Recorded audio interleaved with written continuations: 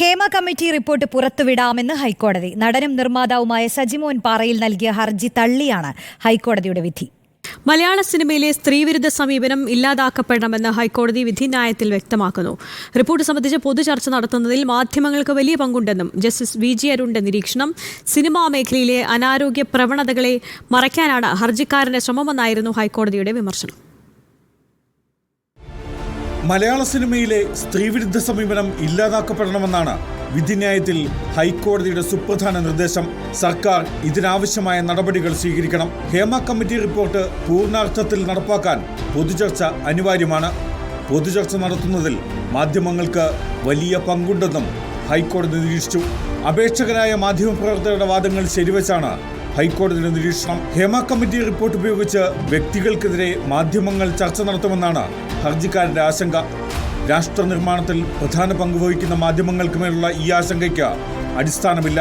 ഹർജിക്കാരന് തെറ്റിദ്ധാരണയാണെന്നുമാണ് ഹൈക്കോടതിയുടെ നിരീക്ഷണം. ഹേമ കമ്മിറ്റി റിപ്പോർട്ടിൽ പൊതു താൽപര്യമില്ലെന്ന സജിമോൻ പാറയിലിന്റെ വാദം ഹൈക്കോടതി തള്ളി.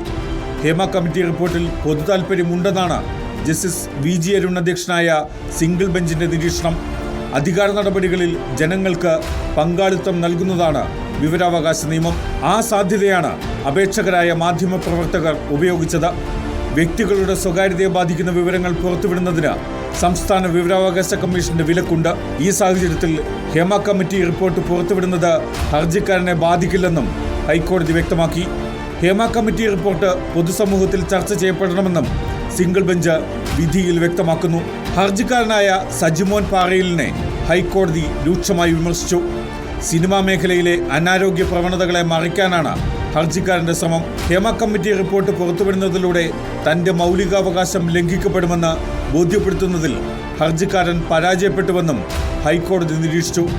ഹർജിക്കാരനായ സജിമോൻ പാറയിലിന്റെ വാദങ്ങളെല്ലാം തള്ളിയാണ് ഹൈക്കോടതിയുടെ സുപ്രധാന ഉത്തരവ്. സംസ്ഥാന വിവരാവകാശ കമ്മീഷന്റെ ഉത്തരവനുസരിച്ച് നടപടിക്രമങ്ങൾ പാലിച്ച് റിപ്പോർട്ട് പുറത്തുവിടാൻ ഹൈക്കോടതി സംസ്ഥാന സാംസ്കാരിക വകുപ്പിന് ഒരാഴ്ച സാവകാശവും നൽകി.